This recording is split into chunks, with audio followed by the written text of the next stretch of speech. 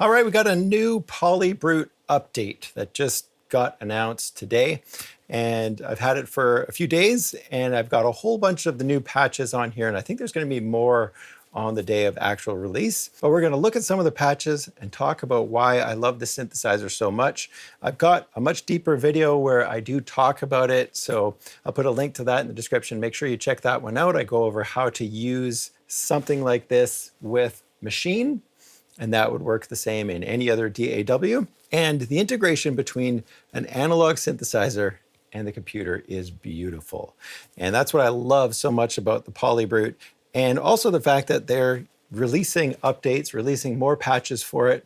I also, over the last year, have downloaded a ton of free patches for it off their website. So they do have resources like this that they're just cranking out for owners of the Polybrute. So when you're making an investment that is as much as this synthesizer is, and it's not cheap, that's for sure, it's great to see that they're constantly thinking about ways to improve it and ways to keep you interested in it. And I think more manufacturers of software and hardware need to be cranking out these free patch updates for owners, because how many virtual instruments do we have on our computer that are just sitting there that if we got some new patches for, we might go, let me try it out and, start using it more. So it's a great way to keep your users using your software or your hardware. So a bunch of new features, let's talk about those, and then we'll start making some music with the patches here in Machine. So the first thing I noticed when I went to the settings is I went over to this miscellaneous tab, and there it is right there, LED brightness.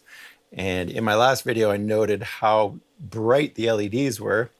And the problem with it in my dark studio is that sometimes they're so bright that I couldn't even actually make out the word right next to the LED that was glowing. So that's a pretty basic one, but one of the coolest features they've just added is distortion. So they've added some new effects. So let's find some good patches to put some effects on. And with that, we'll look at the actual software. So this here is Polybrute Connect, which is the virtual instrument that you load on your computer. And it's not like the Mini Freak. It has a virtual equivalent in the computer. The Polybrute is a fully analog synthesizer that has a controlling virtual instrument on the computer. So it's not like I can unplug the Polybrute and have sound coming out of the software. This thing is just controlling the hardware and vice versa. The hardware is controlling the software. As I turn a knob over here, we see it on the computer. A beautiful connection between the two, but it's not a virtual equivalent. What it does do, though, is allow you to save your patch. I can work on a patch, say on track number 1 in your software, work on it for a while, get something that you like, and then you would bounce that down to audio, which we'll do here, and then jump to a new track. So now you're on your first track, you're actually just listening to an audio recording of that first patch. Now you're on your second patch. And that sounds a little bit clunky. That's kind of the way, people used to work for a long time back with hardware synthesizers. It sounds clunky, but the elegant thing is when you're on your second patch, you can work on that for a while and that patch will save, but you can jump back to your first track at any point. And because you have this virtual equivalent of the settings, it will cause the synthesizer to switch over to that patch so you can work on it a little bit more, bounce it again, and then go on to another track. So you could just jump from track to track to track and have a dozen tracks of Polybrute. The only time barrier, of course, is how long it takes for you to bounce your track. So let's have a look at some patches here. These guys know how to do their software. If I click this little drop down, I can go resize window. Let's go 120% so we can see it nice and big. Every company needs resizable virtual instruments. Come on. We're going to click on that button right there, which takes us to the folders, and you can see them already on the firmware 3.0 patches. But now I can just click on this first one here, and you can see that it jumps over to 808 Mafia. Beautiful low-end bass. I think I'm going to actually keep that one. So let's go look over on the software itself and see what we've got for distortion. And you can see this one is set to classic distortion. And if we click the drop down, we can see the different types of distortion that they've got included with it. We've got the old effects like chorus and phaser and flanger and stuff like that. But now we've got this bit crusher, downsample, worn out tape, soft clip, germanium. Crank up the intensity. We're going to leave that one right there, and we're just going to come back to it. So I'm going to copy this group and then paste it right over here. Or we could Option or Alt drag. Let's call this one bass. And then we're gonna go to group B, and you'll see what I mean now about the software. So right now it's set to 808 Mafia. Let's change this one to a pad. Double click on it. Now we're on A-B trip.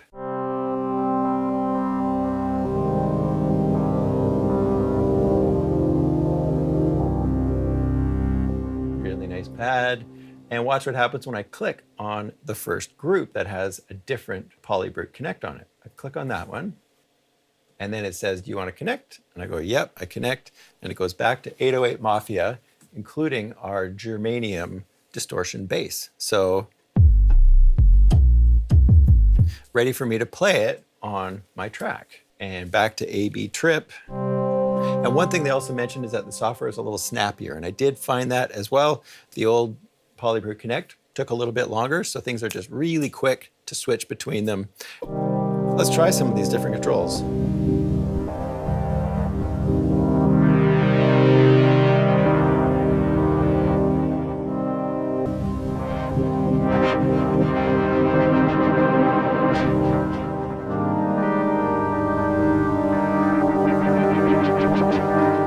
There's a morph knob that takes you from one patch to another, because you can always have two patches loaded on this instrument.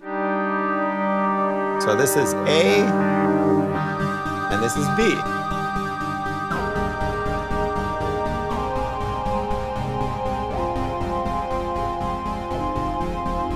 And if I go right in the middle, we get a bit of both of them.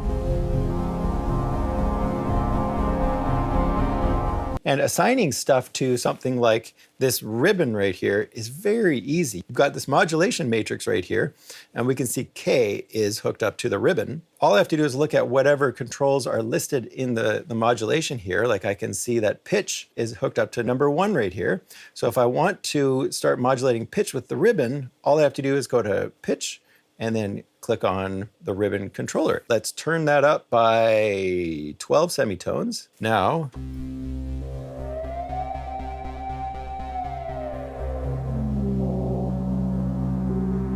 okay, so let's try another patch. We'll go to a great disturbance.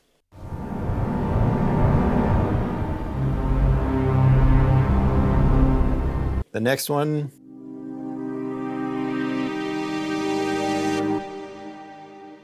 They've also got information on the patch. We can see who designed it, and then a couple of notes. Swipe the Morphe's Y-axis to shift the octave.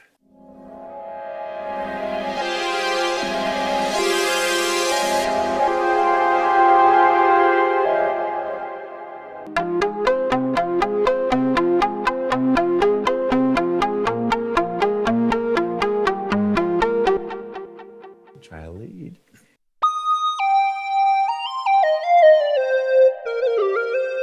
Beautiful lead. Z and mod wheel control filters. Let's try that.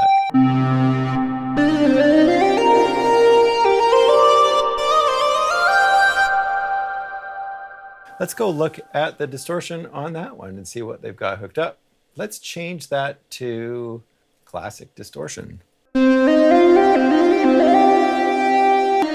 And then let's play with the attack of the envelope a little bit.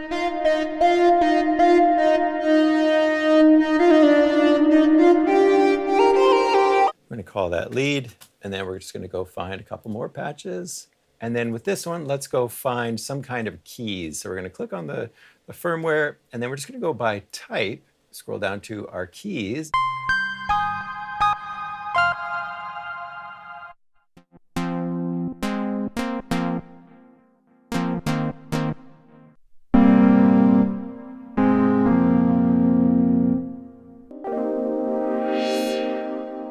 So this synthesizer has a super cool feature called this record arm. And basically any control that you want to modulate, you can actually just write it. You can just grab it and move it and play some notes. And it will record that as modulation, but you really don't have to get finicky with it. You don't have to go time anything. You just play it the way you want. Hit record arm. So now I've got that time to the music or to the beat. And when I play the chord,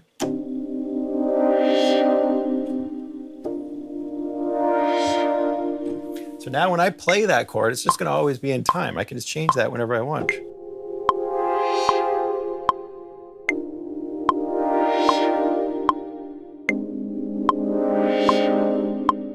So these little touches really make the synthesizer so powerful and so easy to use. As quick as you can think about something, you can just plug that in as opposed to going, okay, where do I have to click to modulate this master cutoff and have it time with an LFO that's perfect to the tempo of the music, right?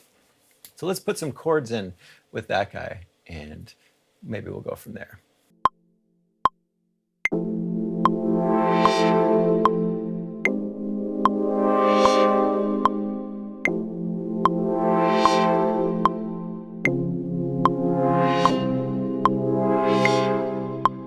So I'm going to pull up a kit of some sort. Let's go to, I'm just going to try this new expansion called Bezazian, and German hip hop artist.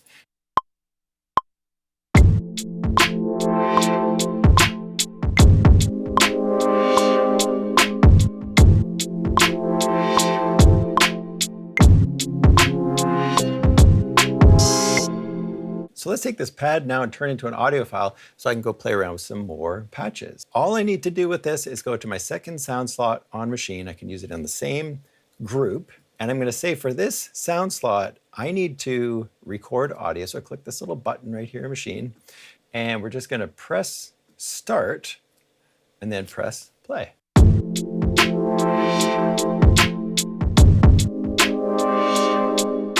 Now I can go over to my bass, hit connect, and I'm ready to start playing a bass line in.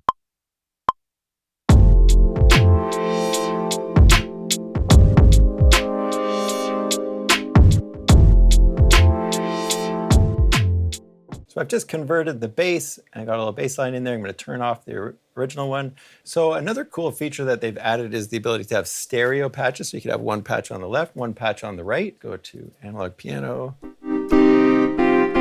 And then let's go over to the voices on that one. Synth voice, voicing, layer mode, stereo.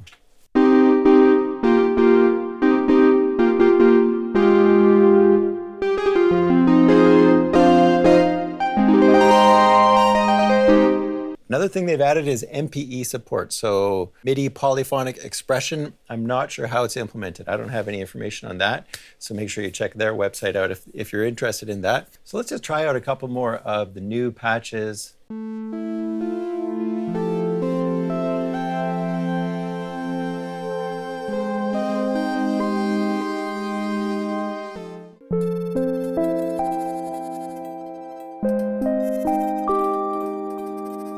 Cranked up the worn out tape distortion on here.